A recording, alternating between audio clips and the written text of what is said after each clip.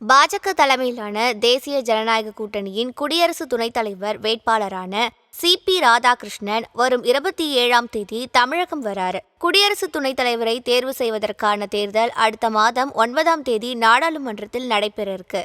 இதில் மக்களவை, மாநிலங்களவை உறுப்பினர்கள் வாக்களிக்க இருக்காங்க.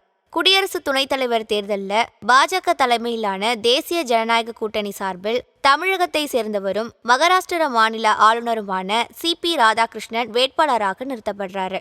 இதேபோல எதிர்க்கட்சிகளின் இந்திய கூட்டணியின் சார்பில் தெலுங்கானாவை சேர்ந்த ஓய்வு பெற்ற உச்சநீதிமன்ற நீதிபதி சுதர்சன் ரெட்டி வேட்பாளராக களம் இறக்கப்படுறாரு. சுதர்சன் ரெட்டி சென்னைக்கு வந்து முதலமைச்சர் ஸ்டாலின் உள்ளிட்ட கூட்டணி கட்சி தலைவர்களை சந்திச்சு சென்ற நிலையில CP ராதாகிருஷ்ணனும் வரும் 27ஆம் தேதி தமிழகம் வர இருக்காரு. தேசிய ஜனநாயக கூட்டணியில் உள்ள பிரதான கட்சியான அதிமுகவின் பொதுச் செயலாளர் எடப்பாடி பழனிசாமியை நேரில் சந்திச்சு ஆதரவு திரட்டும் திட்டத்துடன் CP ராதாகிருஷ்ணன் தமிழகம் வருவதாக கூறப்படுது.